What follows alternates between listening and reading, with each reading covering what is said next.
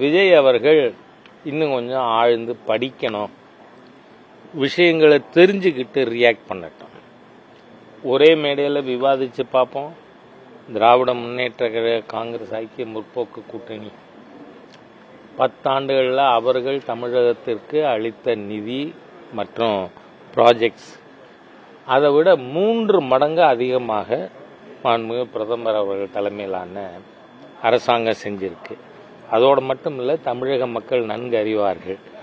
இவ்வளவு தமிழுக்காக பேசுகிறாங்களே Dravidian parties, இவரும் அதே இதைத்தான் கையெடுத்திருக்கார்.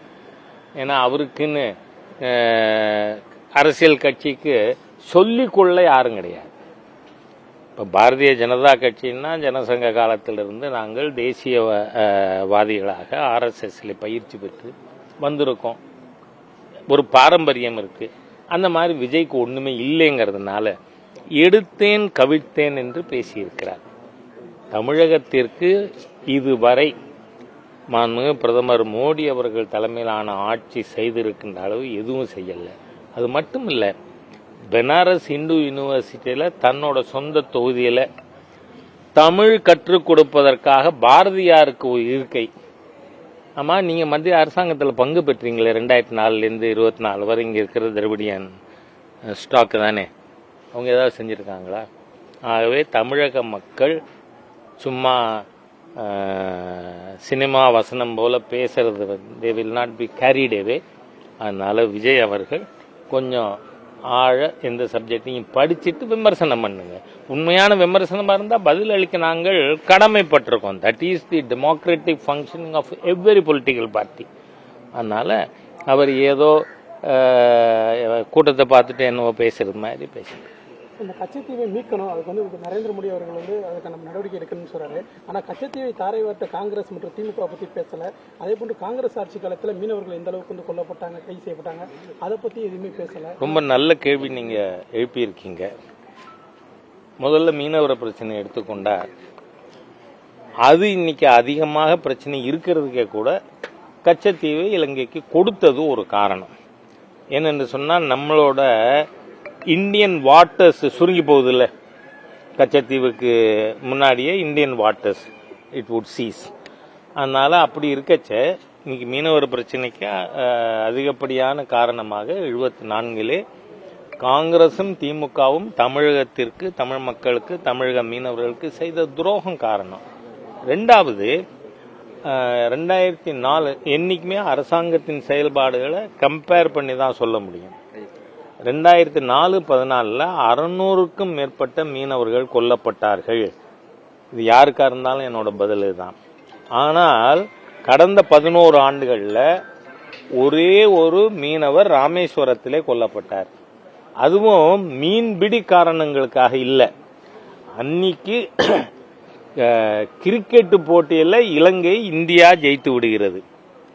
அதனால இலங்கை மீனவர்கள் இந்திய மீனவர்களை தாக்கி ஒருவர் இறந்தார்.